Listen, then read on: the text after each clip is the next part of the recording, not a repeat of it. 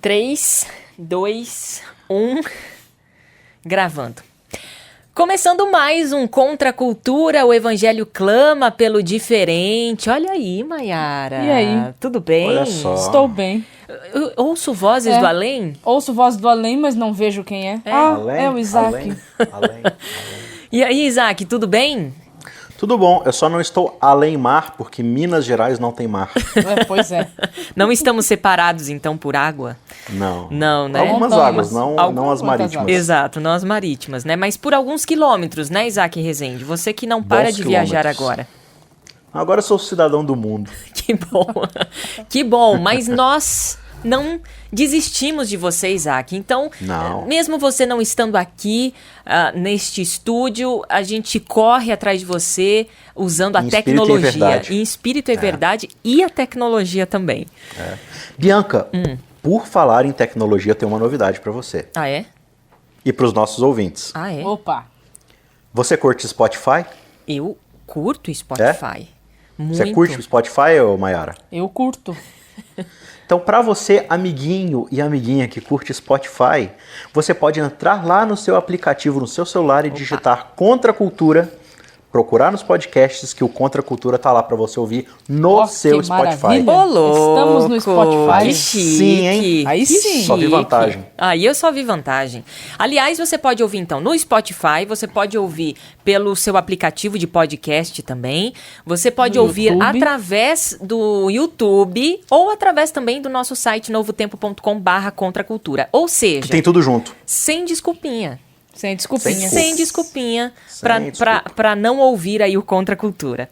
Muito bem, gente. Que venha a nós o teu reino, ou venha a nós o teu reino. Esse é o nome da nossa Isso aí. série.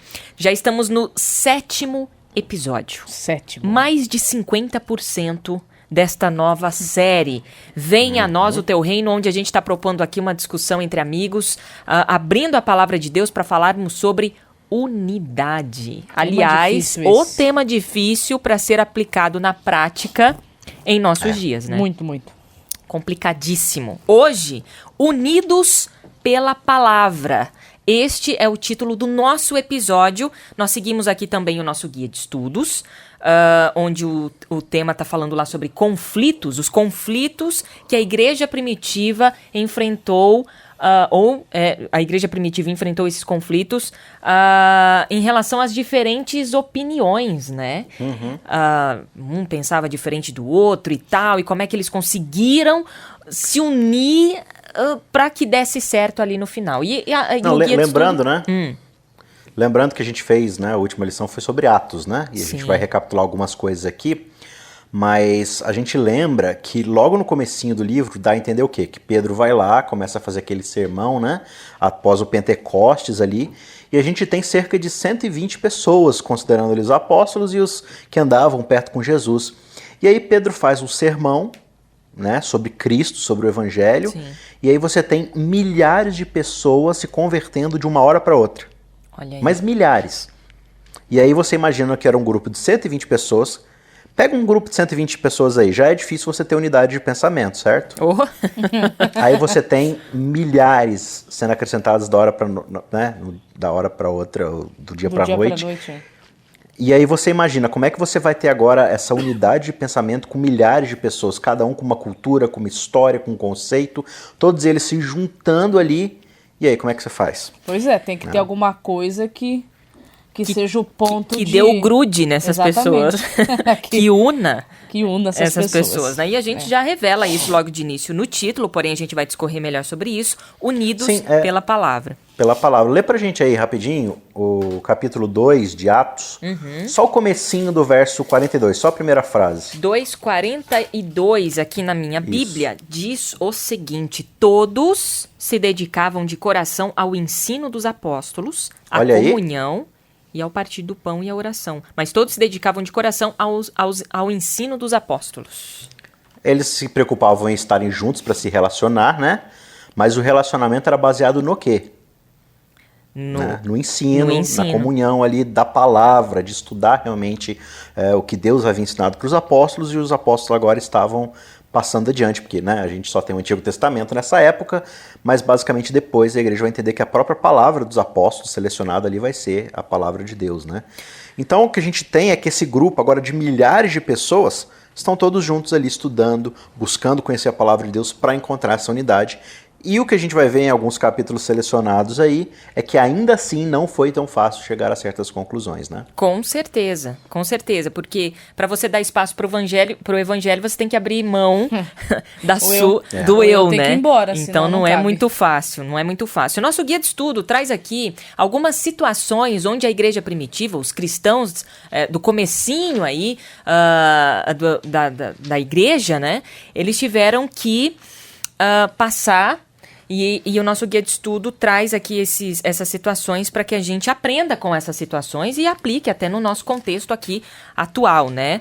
São episódios que aconteceram há tantos anos atrás, mas que com certeza a gente consegue tirar lições para o nosso dia. E a primeira situação aqui é um episódio que acontece lá em Atos 6, né, Mayara? Atos capítulo 6, que acontece lá? 6. A igreja cresceu, né? Aumentou, multiplicou em tamanho. E aí agora a igreja se viu passando por uma dificuldade que parece que não tinha antes. Eles começaram a ter dificuldades aqui na distribuição do alimento. Parece que havia algumas viúvas que estavam sendo mais beneficiadas do que outras. E isso já gerou confusão, discussão, atrito. Essas viúvas aí eram de diferentes etnias, porque como muita gente havia se convertido ao evangelho, tinha pessoas que eram de outras etnias, né? E aí aqui as viúvas judias estavam sendo mais beneficiadas que as viúvas helênicas. E aí deu problema, porque deu confusão. E aí, como é que eles saíram dessa? Isso aí a gente encontra em Atos 6... dos versos 1 até o verso 6 aqui, né? Verso 7 também.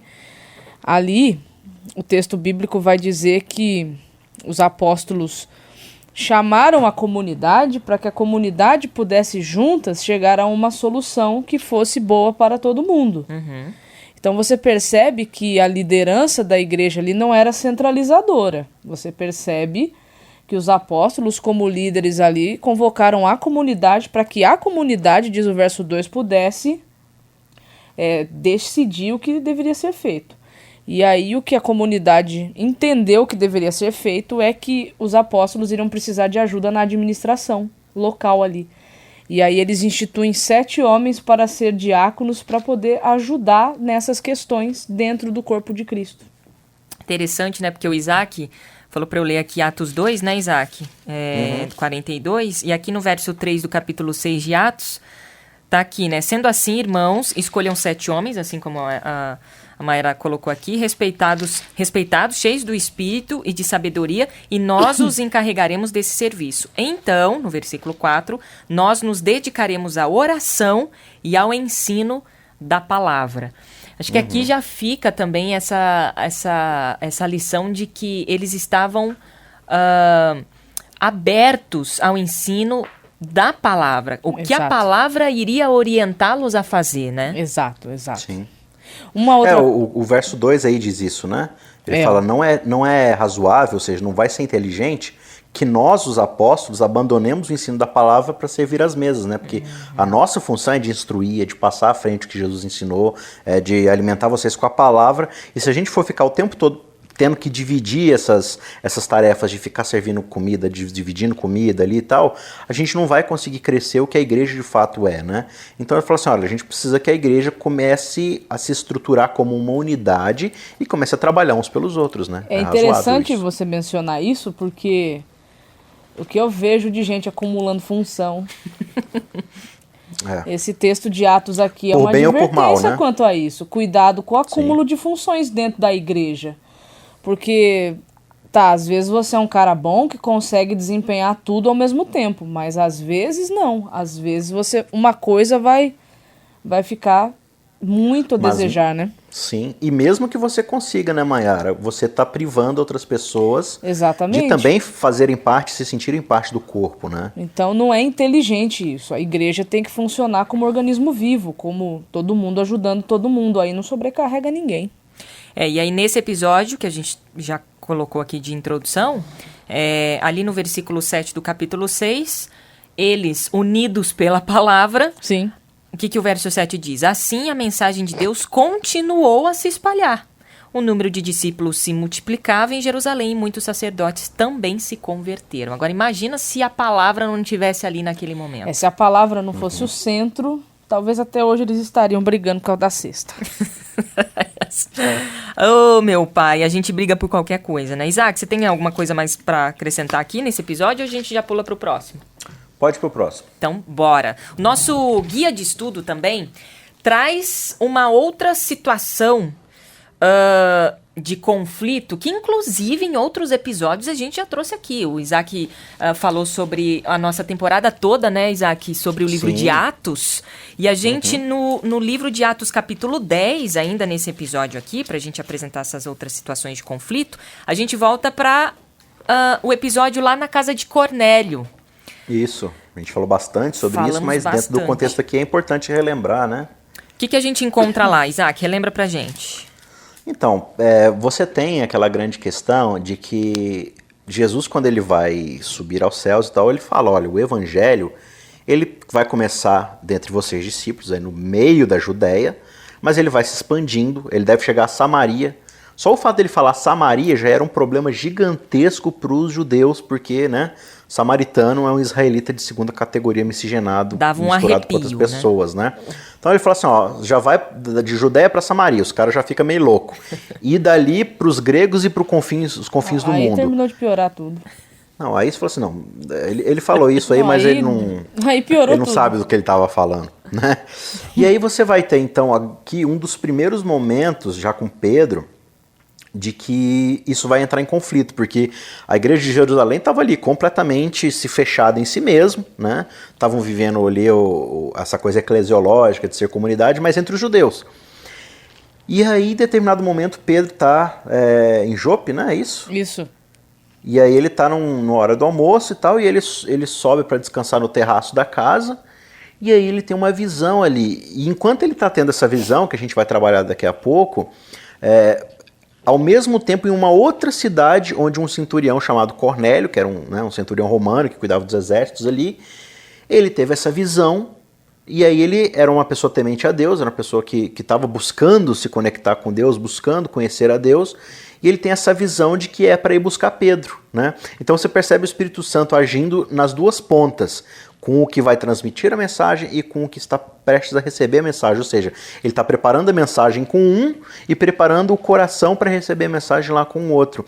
E aí o Cornélio ele vai mandar, né, seus representantes para encontrar com Pedro, e aí Deus vai trabalhar ainda no coração de Pedro com a ideia do evangelho, de novo, da palavra, através ali de uma metáfora, de um sonho, mas para falar, Pedro, você não pode restringir o evangelho a simplesmente os judeus. Nunca foi minha intenção que só os judeus recebessem a palavra e a revelação divina, né? Então ali o Espírito Santo vai ter que trabalhar esses dois lados para que a palavra de Deus possa fluir naturalmente através dessas culturas tão diferentes, né? Tem uma coisa aqui que me chamou a atenção no texto, eu particularmente eu não sei dizer se essa era a intenção de Lucas, né? Mas chamou a minha atenção. Os dois estavam orando. Sim. Tanto Cornélio como Pedro. Exatamente. Os dois estavam abertos. Pedro estava com fome. Então, provavelmente, ele foi orar para ver se acelera o processo aí da comida. Rango. Mas aqui o verso 2 diz que Cornélio estava orando, né, a Deus. Então, assim, é interessante porque a forma como Deus responde à oração de Pedro mostrando a visão, naquele momento talvez a necessidade que Pedro mais tinha era a necessidade de ter a sua fome suprida, né? Só que a maior necessidade que Cornélio tinha também era uma fome, mas era uma fome de Deus, né? Então é legal porque Deus aparece para Pedro no momento muito vulnerável dele para dar um recado, né? Olha, da mesma forma como você tem fome de alimento, os gentios têm fome de mim. Baita estratégia então, divina, né? Eu preciso que esse alimento que sou eu seja levado para eles também, né? Sim.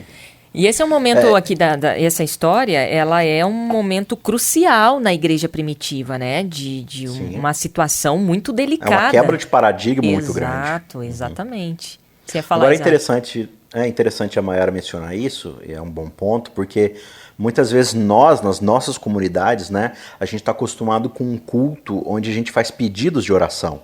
Eu queria pedir por isso, eu queria pedir por isso, eu queria pedir por isso. E aí você tem várias pessoas pedindo, e muitas vezes a gente não entende que está numa comunidade onde pedidos podem ser supridos por outros. Então, eu estou pedindo por uma situação minha. Eu gostaria que Deus me ajudasse a restabelecer minha saúde aqui e ali.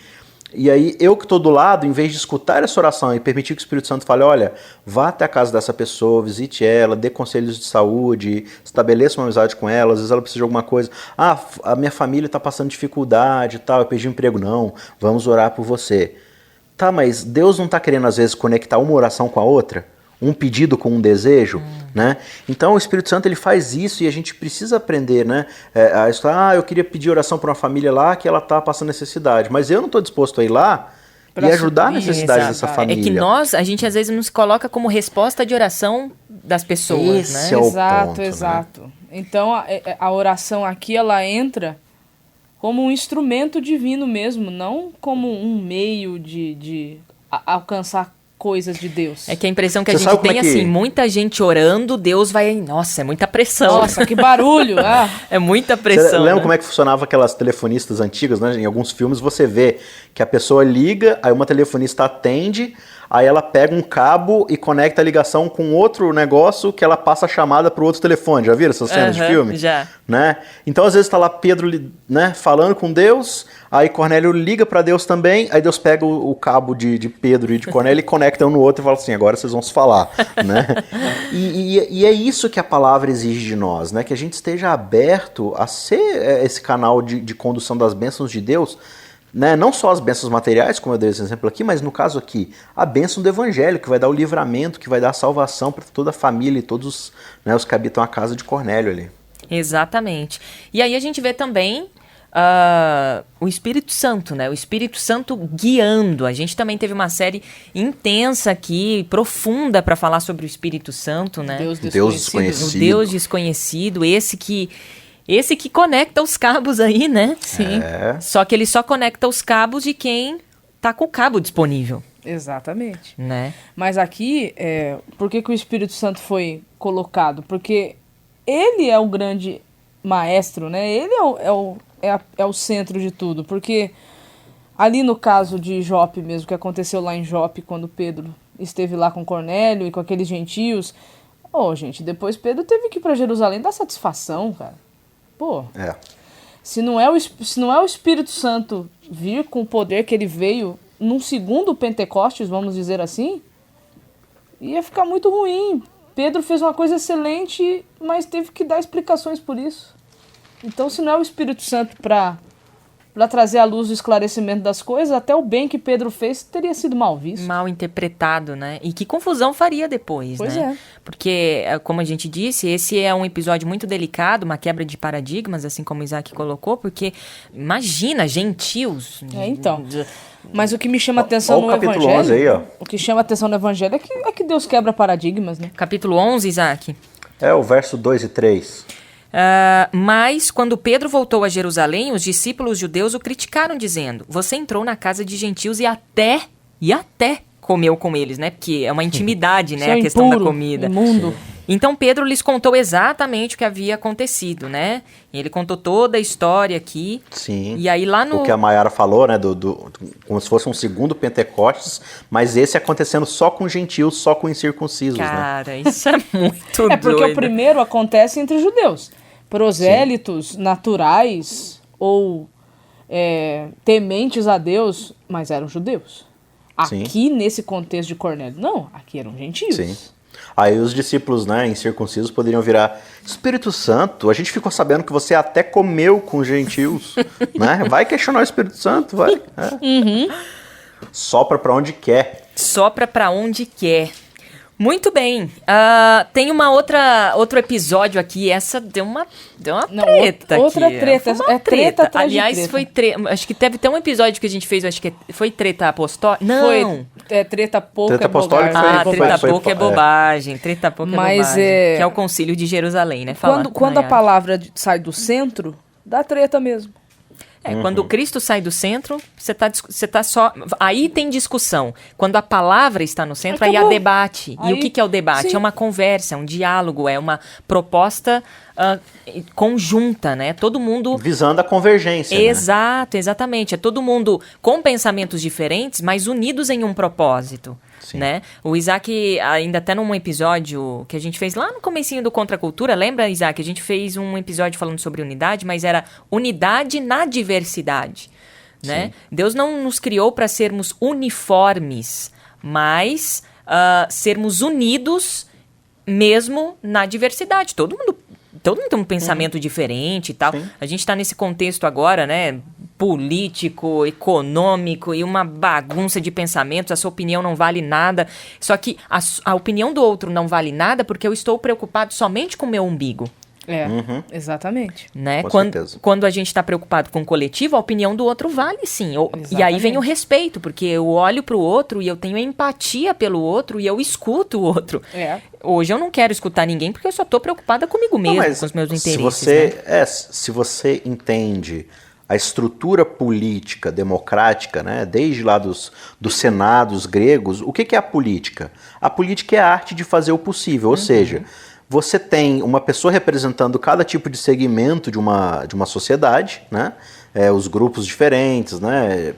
Pobres, ricos, classe médias, empresários, agricultores, o carinha que é pobre lá e que precisa de ajuda e tal. Então você tem um tipo de pessoa para cada faixa da sociedade. E aí juntos essas pessoas vão tentar chegar a acordos em comum para tentar, na média ali, chegar à conclusão do que é melhor para todo mundo. E aí é que está o debate da política. Hoje a política não. A política é a tentativa da imposição da minha ideia a todo custo em cima do outro, né? Desrespeitando as liberdades, desrespeitando o pensamento alheio. Não é mais essa coisa do debate, da convergência de ideias, mas de imposição, de forçar o meu lado, porque só o meu lado está certo. E acaba sendo mais uma torcida de futebol do que realmente uma discussão. E a igreja, ela acaba caindo muito nisso, né? As nossas comunidades.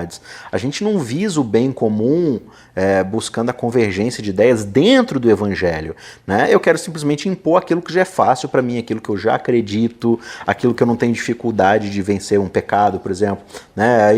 Eu já venci esse pecado, digamos assim, porque ele não é um problema muito grande para mim, aí eu quero obrigar a igreja toda a focar nesse ponto, porque daí eu sou o maioral, né? E muitas vezes... esse é o grande problema, são coisas às vezes que até estão fora da palavra, que são totalmente, como é que se diz, marginalizadas da palavra, elas estão muito à margem do centro do que realmente é o evangelho, né? Quando você de fato se debruça sobre o evangelho, para discutir o que ele quer na nossa vida, é muito mais tranquilo de se chegar, não que não vá ter diferentes pontos de vista, né? Mas o Espírito Santo vai trabalhar, os corações estarão moldados a querer receber de fato o que a palavra está dizendo. Mas não é isso, a gente não se coloca nessa condição de realmente abrir o nosso coração para o Espírito Santo falar para a gente, né? É verdade, a gente já está terminando aqui o episódio, mas antes a gente queria falar também sobre o Concílio de Jerusalém, já que a gente falou que também essa foi uma situação. O que aconteceu lá no Concílio de Jerusalém? Qual foi a treta lá no Concílio de Jerusalém? A grande treta do Concílio de Jerusalém... Isso lá em Atos 15, né? É que lá em Antioquia haviam gentios que estavam se convertendo ao evangelho, e aí alguns judeus começaram a querer impor sobre eles algumas práticas que era do judaísmo, como isso sendo crucialmente importante para a salvação deles. Então, a saber, a circuncisão foi um dos maiores problemas ali, né? Porque a circuncisão havia perdido o seu sentido original, né? Conforme dado por Deus. Havia se transformado em outra coisa, né? Numa forma de alcançar graça, né? Misericórdia da parte divina. E aí alguns judeus saíram lá da onde eles estavam, foram até Antioquia, encheram a paciência dos irmãos lá, querendo exigir que os gentios também fossem circuncidados, porque senão eles não seriam salvos. Então, eles precisaram reunir um concílio para poder discutir dentro da palavra o que realmente o gentio ele deveria, né, deixar de fazer, enfim, coisas que estavam relacionadas ao paganismo, né, para que eles não fossem mais confundidos com pagãos, porque afinal de contas eles não eram mais pagãos, né, agora eles eram de Cristo. Não, você percebe que essas diretrizes que são dadas a eles são especificamente ao contexto da cultura que eles viviam, né? Não é tipo assim, mundialmente, então você não pode comer isso, não pode comer... Não, o ponto ali vocês estão vindo de uma cultura pagã, onde tem toda essa coisa por trás desse ato de comer a carne, de estar ali nos cultos aos ídolos, né? Então agora vocês estão se distanciando disso, vocês estão indo na contracultura do pensamento grego, né? Digamos assim. Então se privem de certas coisas. Mas claro, Paulo depois, quando ele estiver trabalhando com o evangelho de uma forma muito mais profunda, ele vai ajudar eles a crescerem ainda mais nesses pontos mesmo de restrição. Mas por enquanto, a igreja entende isso, porque você vê... Pedro foi lá e deu o exemplo daquilo que ele tinha visto e ouvido, dessa experiência dele do segundo Pentecostes ali com Cornélios, né? Paulo e Barnabé vão falar especificamente assim de tudo que eles viram, ouviram, realizaram por intermédio do Espírito Santo. E Tiago, no final das contas, ele vai dar esse apelo, fala, gente, se a gente for realmente reler o Antigo Testamento, né, a nossa Bíblia, a gente vai perceber que nunca foi propósito de Deus manter o evangelho só com os judeus. Sempre foi a ideia de que a casa de Deus fosse uma casa para todos os povos, para que eles viessem e conhecessem a Deus, né? E aí a igreja acabou chegando a essa conclusão e ficou maravilhada. Falou assim, não, à luz da palavra, de fato, quem somos nós para lutar contra o Espírito Santo que está tentando salvar essas outras pessoas, Sim, né? E lá no que Deus realmente nos transforme em meios para isso, né? E lá no versículo 28 do capítulo 15, tá escrito aqui, né? Pois pareceu bem ao Espírito e a nós não impor a vocês nenhum peso maior que esses requisitos. Aí falo do alimento, ofertas a ídolos e tal, mas você vê, é um respeito e um jeito de se falar, é um carinho, né, uma consideração, não é assim, ó, é o seguinte, a gente não tá nem aí porque a cultura de vocês, não sei o que, nananana, e se não for assim, vocês não estão junto com a gente, acabou e pronto, um muro de separação. Não é isso, é uma ponte. Exato. Né? É uma ponte, e isso é muito legal. E depois a gente estudou isso aqui em outros episódios, a gente vê essa decisão do concílio a partir do versículo 22 até o versículo 35 aqui. Inclusive, eles mandam uma carta, né? Que foi fofinha a carta. Bem fofinha. Né? Pro pessoal de Antioquia, tudo. Explicando, né? Nada arbitrário, austero, agressivo, não. Porque o evangelho nunca essa foi. Não é a proposta do evangelho, né? Nem. Gente, final de mais um episódio. A missão já acabou, Isaac. Que coça. Que coça, não? Mas semana que vem, você está em Minas Gerais? Semana que vem, Isaac? Possivelmente. Bianca, não vou estar não, mas vou estar nesse episódio em Minas Gerais. Muito bem. Porque Isaac, você está tentando enganar o nosso ouvinte e ele já sabe que a gente grava um monte. Eu nunca consigo enganar, porque até a gente tem vídeo, né, e a gente não troca de roupa. Ou esses meninos são muito fedidos, ou eles gravam tudo de uma vez, né? Muito bem, Isaac, valeu, até semana que vem, viu? Valeu, até, gente. Valeu, Mayara, até semana que vem. Obrigada a você aí de casa, que acompanha sempre pelo YouTube, pela rádio, pelo Cristãos Cansados, pelo nosso site agora pelo Spotify. .com/contracultura e agora também pelo Spotify. Até semana que vem, se Deus assim permitir.